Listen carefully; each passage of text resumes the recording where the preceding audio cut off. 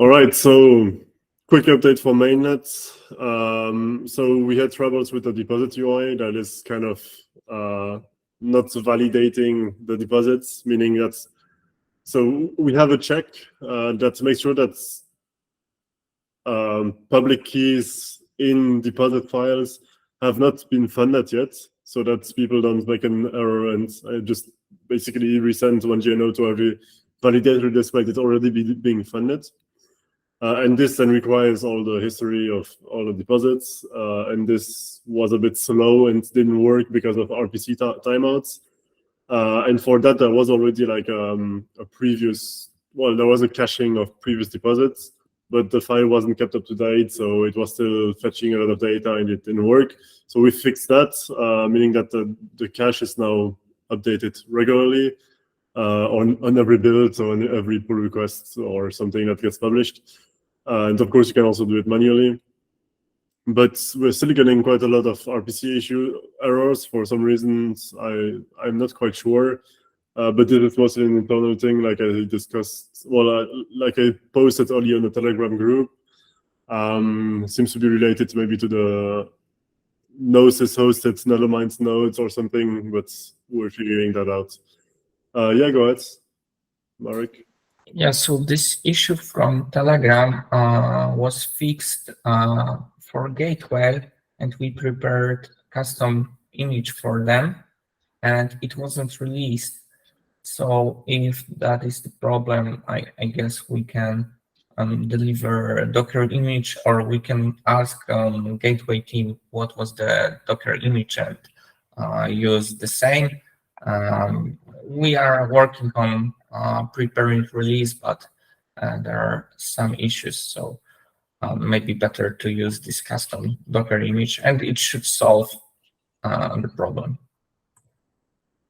Yes, I guess Giacomo can maybe update this, but yeah, as we're redirecting 100% of the traffic to Gateway soon, maybe it's not that big of an issue at this point. But yeah, if you can send the Docker image to us, that would be perfect.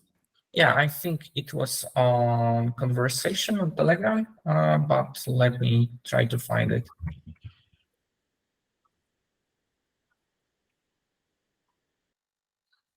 Okay, so regarding the auto claims, well, that's my bad. There's not enough progress, sadly, but yeah, I have to get to this.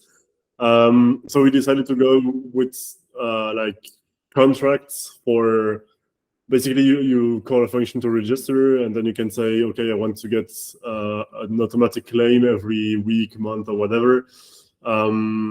And then this could also be integrated in a deposit contract at some point in case someone abuses of the like claiming function for everyone, because technically you can bother people by claiming their funds, even if it doesn't do any damage or whatever. But yeah, it could be a bit painful.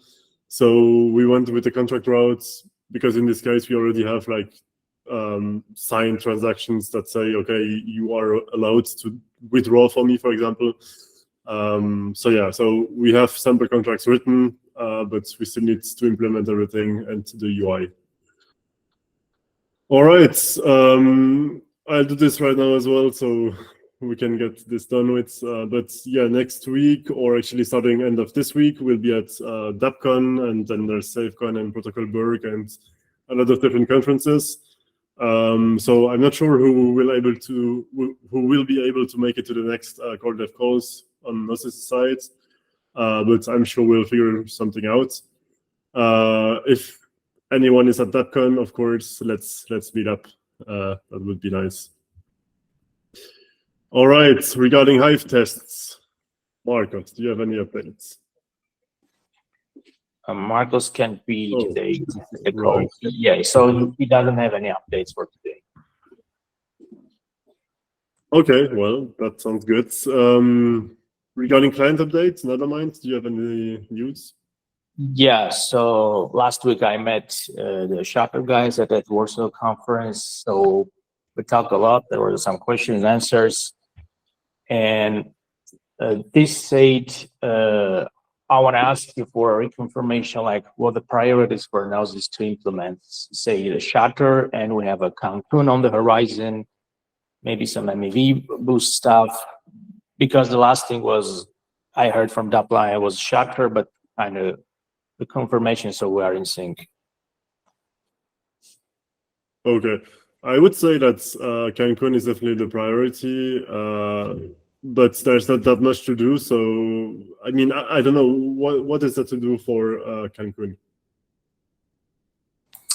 Well, I think that Dapline posted some differences, probably.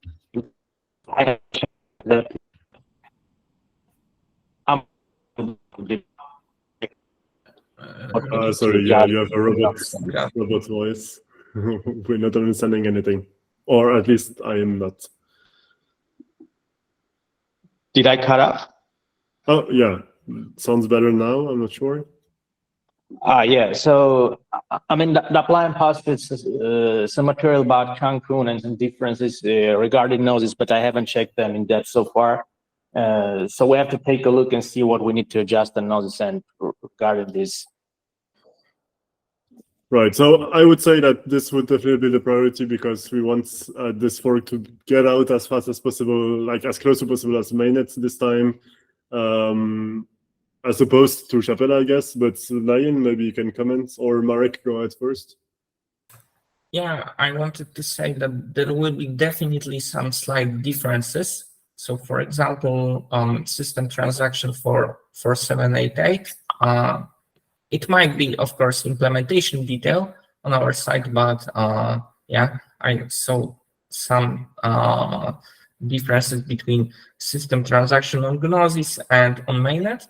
What else? For example, if protocol, if 68 protocol is so on Gnosis we have if 66 protocol, and it is because we don't have snap server. And 4844 requires if68, but we cannot move to if68 without implementing snap server. So of course we can like resolve that in some way, but it's like not. There is something to do here. That is, and maybe we will discover more differences. I'm not sure if 4844 will have some difference. So yeah. And the other one was system transactions between Gnosis and mainnet. It's more implementation detail difference, and maybe it's only Nethermind specific. And yeah, can you remind me for the EIP? Sorry. Do you think? So if I understand, the mechanics of the system transaction that we use today for the old Aura contracts will diverge from the ones from the Beacon block root contract, but do they have to be the same? Like why can't we use the mainnet mechanics for the Beacon block root and the parity mechanics for the block reward contract? So do you want to stay with Gnosis system transactions and use it for Gnosis? And yeah, could you like clarify what do you mean, Andrew? Yeah, so but what's the difference? I think like in Erigon, the only difference I see is that there is this corner case of how system address is handled when touched in terms of empty removals. Mm-hmm. Like, that's the difference you're talking about. Or is that something? Yeah. So if we could, yeah, it's more discussion point. So we could like change the way to adjust to mainnet, but maybe it's not worth doing it. And maybe we can stay with the way the same way like we are handling Gnosis withdrawals. Yeah, I kind of in Erigon how it's implemented. It's for all Gnosis chain / Aura system transactions, it's this there is this difference for empty removal of system address. So my preference is to keep this small tweak. Well, in Erigon is basically just one small tweak, and I would rather do all system transactions uniformly for historical and current Gnosis chain, like including rewards contract and beacon root, and don't apply this tweak for Ethereum mainnet system transactions. Okay, make perfect sense. It is more like, you know, we might have some unexpected differences. So maybe when we start DevNets, we will see something more. Łukasz. Only downside of that potentially is that like for Geth joins, it has to have this quirk too, and if it joins post Cancun, it could not have this quirk, right? And there is one more slight downside, because we could reuse some Hive tests if we will do the same like for mainnet. But yeah, it's only on testing level. So what is the downside of leaving the beacon block root contracts mechanics exactly as in Ethereum mainnet? So we need to, because we already have hacks for Aura, and then we like have to revert those hacks, but keep them for archival nodes. That is like more or less implementation detail, but yeah. So we need to keep the number, right? So it's like a hard fork for this because we need to support full sync archive sync. But it's like you will have to develop the Ethereum mainnet mechanics because you need to support that network, and you have to maintain the code paths for the parity style system transaction because you need to support full sync. So you already have both codes to handle this. It's just if you choose to use one or the other for the beacon block root contract. And then my point is, why can't we just stay as closer as possible to Ethereum in that regard? And what advantage do we have to just diverge once again from the way it works? It should be fine. It should be fine as long as we agree to, well, at least from Erigon's point of view, as long as we agree to do it with Cancun for Gnosis Chain. So we say, okay, so with Cancun, we don't do this special tweak for empty removal of system address. Yeah, but it will be an explicit change with Cancun for Gnosis Chain. But it will generally mean that system transaction will be not touched at all. So it means that the state will be the same. So system address will be here because of pre-Cancun blocks. So am I understanding it in the same way like you, Andrea? So let's see. So for Aura, yeah, so it's yeah, I think it will be, so the system address might be cleared. Yeah, if we remove that. So we will follow the empty removal of system address, and yeah, it will probably mean a state change, right? I'm not sure. I'm not sure because my understanding of Geth implementation is that we do not touch it at all. So it's like, you know, we have to agree on something because we can clear this address or not. Yeah. No, it should be touched. I think, okay, we should double check and write tests for it and so on. But I think Geth should touch because the system address. So for Geth, it's like this address, because for mainnet, this address doesn't exist at all. So even it is not like it is added and removed, but it not exist at all. But in case no, but it will exist because there will be some code. Oh, actually, because with the new approach to beacon state root, where it's a smart contract, oh no, sorry, I'm confusing it with something else. Sorry, go on. I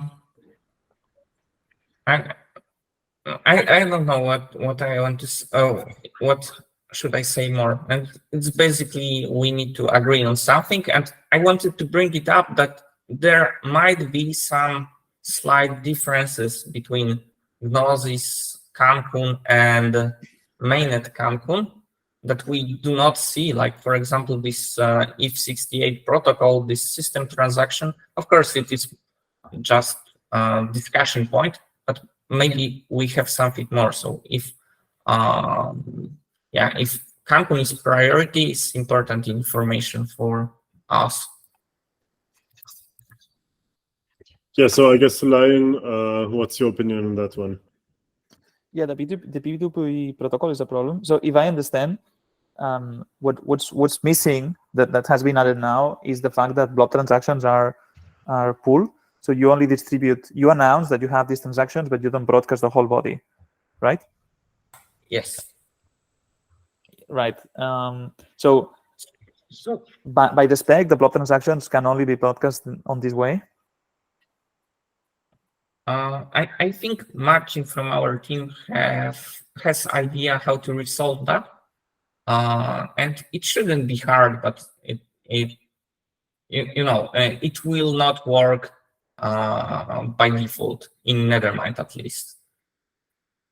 So because we will still be on if66 and we do not enable if68 without some modification. And probably it's the same for Erigon, but I don't know how Erigon is implemented. So but what's the problem? We support if68. Yeah, we support as well, but we cannot enable if68 because if67 removes get no data, which is needed for fast sync, and and because of that, we need somehow enable if68 without removing this if67 capability. And again, it is small implementation detail, and probably it has easy solution, but yeah. But don't you have SnapSync? We have only client for SnapSync, so we do not serve SnapSync, and that is the problem. Well, Erigon doesn't serve node data at all. So even like when Erigon claims to support Ether66, it doesn't. It always returns empty node data. So for us, it's a logical step to remove those. Okay. So for Erigon is just enable new protocol, but to be able to sync Nethermind, we have to do a small modification in the code. Well, I guess a clean way is to introduce a new capability specifically for serving node data. If you don't want to implement to be a full SnapSync provider, you can just solve that limited capability. Yeah, I guess we have solution. We need to just spend some time and implement it. Shouldn't be a big problem. Just want to highlight that there might be some more slight differences, between Gnosis Cancun and Ethereum Cancun. So if we want to, deliver Cancun as soon as possible. Probably we should start some devnets soon and maybe check if there is something more. Makes sense. So the good thing, I guess, for this is that any changes to the P2P don't require a hard fork, right? So I guess but related to this, I think we talked a long while about this. What is your guys' support for Snap sync serving? okay, so we have to deliver our state redesign, and it's going well, but it's big project. And we managed to, for example, sync mainnet, but there are some issues still. So after we do that, we can think about Snap server, because without this, our StateDB layout is not optimal for serving Snap server. So you could DDoS our nodes easily. Yeah, so I hope we will deliver it this year, but if we think about Cancun, we shouldn't consider it. It will be done before Cancun. So for other networks that somewhat follow Ethereum but diverge a bit, how do they handle dedicated? So if I understand the dev P2P spec is sequential, can it support different versions? Because I see here that we will need version 67 slightly modified or 69 slightly modified. I'm not sure if I got you. Could you repeat?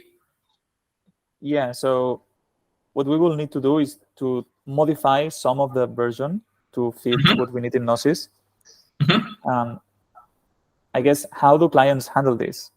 In the initiation, can you have version 67.a or .0.1 or to be honest, as I said before, Marcin from our team has a good idea how to handle that, but I don't know details. So I can ask him after the call, and he will clarify what he wants to do here. Okay. The client, one more question. Do you see differences in 4844 specifically for Gnosis and mainnet Ethereum? On the way it works, no. The only thing we are working on is this experiment to make a better informed decision of what should be the block count. But no, I don't think there will need to be any differences. Okay, so only maybe some parameters. That is what you want. Yeah. Okay. But yeah, I agree that we should start doing devnets. I think that's a good point. Yeah, all these discussions that we were wondering what should be the top priority, because we were thinking that Shutter is the top priority, and yeah, that is good that we had this discussion. So my ideal scenario would be to have Shadow upgraded, forks at the same time as maybe the second or third Ethereum testnet. And then ideally hard fork mainnet also, soon after mainnet. That would be ideal. I'm not sure how realistic it is. But Lion, what's your preference, I guess, in Shadow vs Cancun? And which one should be prioritized? I don't know how many resources you have in the team. I guess now you guys are parallelizing different efforts, including Berkel and EAP 4844. So if you have limited resources and you can do only one thing at a time, I think doing Cancun only is the thing. If you can allocate resources and do both, that would be nice. But yeah, I would say Cancun is definitely a priority. We can live without Shatter, and even this version 0 is not going to revolutionize anything, but we definitely want to have EAP 484 as soon as possible. I think to some extent we can work on both, no problem. But knowing what is the priorities is helpful for us to plan the work. So yeah, I think to some extent we will work on both. Yeah, so I guess we agree that Cancun should be the priority.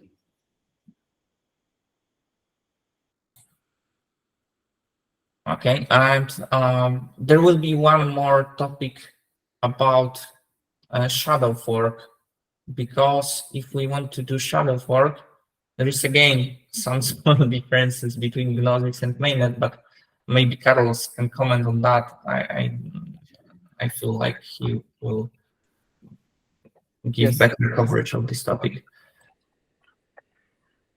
Main difference, I think we talk about here on Telegram about it. Main difference is that we need a withdrawals contract, a copy of it, so we cannot use the same one when we are creating a shadow fork. So it was something we need to deploy on Gnosis. So when we create new shadow forks, we use this new withdrawal contract instead of the real one. Is this to avoid replay, or why is that? It's mainly because the issue with all validators there, if we use the real one when doing shadow forks, we will have all the validators added to the shadow fork, and the network won't finalize. So it was about it. I think the discussion was that we should just create a copy of it. Not aware of if this could lead to some other problems for you, but at least we required that for shadow forks. Okay, that makes sense. That shouldn't be too hard to do, though, right? So we will deploy this copy of withdrawals contract on Gnosis mainnet. That is the plan, Carlos? Yeah, not sure if Gnosis team we're gonna handle that and deploy, I guess. Yeah, of course we can. But yes. So it will. There will be small change needed, FYI, Andrew, in Erigon. So we should be able to load 2 contracts from configuration. So starting from block, not block, timestamp, given timestamp, we should rely on different contract, and I guess. Sorry, that's the contract for what? That's the rewards contract, or For withdrawals. Withdrawals. Okay. Because, Yeah. Yes. Sorry, go on. yeah, I wanted to repeat what we just said. To do shadow fork for Gnosis, we have to somehow deploy other contract and switch it on fork. So there will be need for extra configuration in Erigon to handle that, and Erigon and Nethermind, of course. Yeah. Okay. Don't you just need to set the deposit contract in the new beacon chain we're presumably spinning up, or I'm not sure I get why we need this configuration. Yeah, the thing is, the contract is also specified to execution clients. So the new beacon change can handle a different deposit contract without issue, but the execution will have a different state if we change the withdrawal contract. Okay.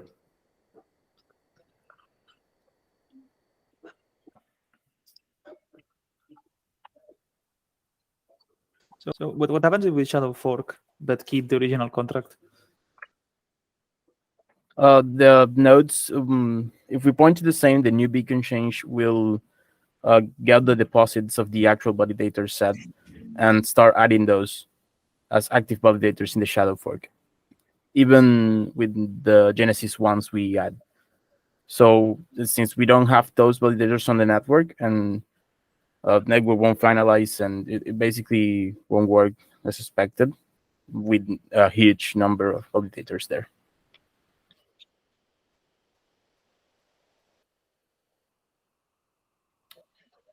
Right, makes sense. All right, isn't that it for Nethermind? I guess so. Then, Erigon, do you have any updates? We'll be releasing and Holesky ready release tomorrow or maybe the day after tomorrow. Yeah, and that's it. So nothing for Gnosis Chain then? No. Yes, Guillaume, do you have any news?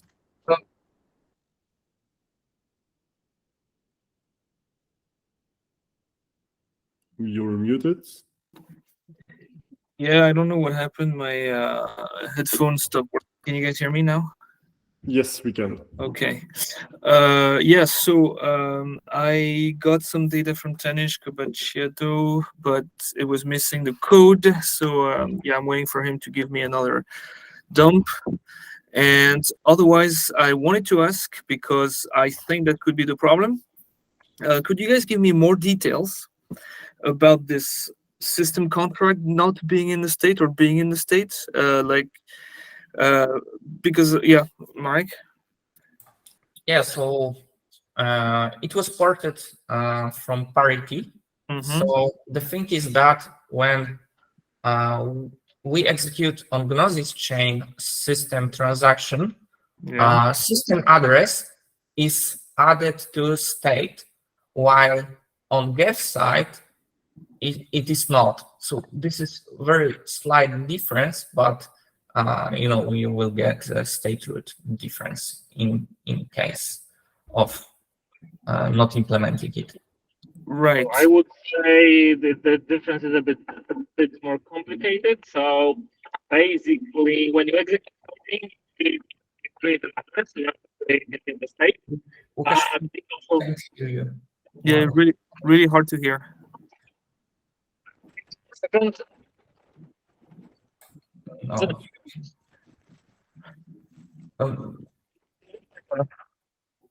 Okay, Lucas, can I vote you after this call on Telegram? Yeah, it's about to. Oh, okay. Yeah. Okay. Okay, cool. Thanks.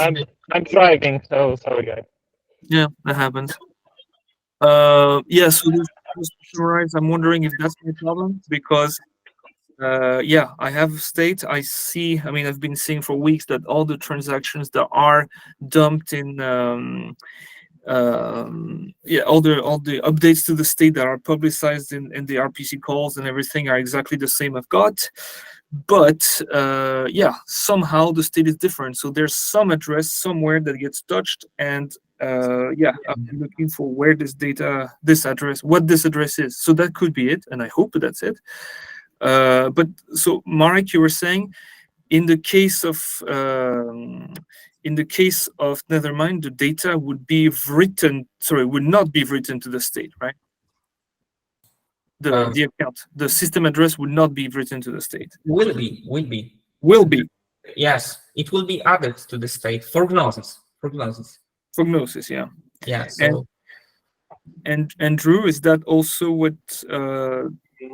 Well, actually, so by added to the state, do you mean like touched or what? Yeah, inserted. No, I don't think. Actually, don't think that in Erigon, don't think we add the system address to the state at all. Well, I mean, So the thing is that when you execute the transaction, you do not enable EIP 158. So the empty. Yes. Okay. Yeah, but. Can you hear me better now? Yes. Okay, so when you execute the transaction on a new address, you create that address, right?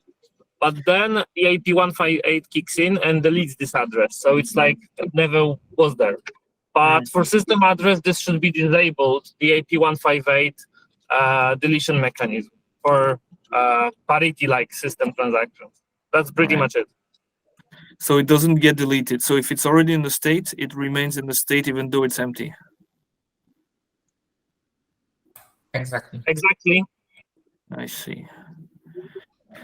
But I don't think yeah. So if so, what I observed in Erigon on Gnosis Chain that that system address was in the state, it was empty, it was touched, and for that case, I had to disable this removal of touched empty addresses. Yes, that's the only hack I had to make to make for Gnosis Chain. I don't think we add specifically system address with I don't think we actually create an empty system address with every system transaction. I think it somehow was created by some other. If it's there, it just won't be deleted, right? Yeah, But if it's not, it needs to be created. Right. Unlike But every system transaction does not automatically create a new system address. Yeah, of course, it is there. It's just leave it there, right? But it's an empty, and it's not. And while it is being touched, it's not being deleted. Exactly. Yeah. Yeah, that's actually probably not my problem because I still have this thing that I did. I just update the transaction with everything Erigon tells me was written, and then I revert those changes back to the old value, and I get the root from the pre-state root. So if that was the problem, that transaction would that address would be missing, and I would not. When I revert everything, I would not get the root back, but it's still worth testing, yeah. Because I clearly don't have this. I did not disable EIP 158 for system transaction. So yeah, okay. I don't think that's the problem, but that's another problem that's that I also have, yeah. Cool. Okay, thank you for clarifying this. I'm going to investigate. Yeah, you'll hear from me. Thanks. All right. Thank you, Guillaume. Infra gateway, do you have any news? Is there even anyone from gateway here? I don't think so, actually. No. Okay. Oops. All right. Well, in this case, that's mostly covered it. Lion, do you have anything to add? All good. All right. Well, if anyone has any questions or comments, please go ahead now. If not, thanks for joining. See you next week. And please post if you're going to DevCon so we can organize something maybe. Yeah, I'll be there, and Somnat and some other Erigon team members. Awesome. Well, see you there then. And see you next week. Thank you, guys. See you. Yeah, see you. Bye. Bye. Have a good day. Bye.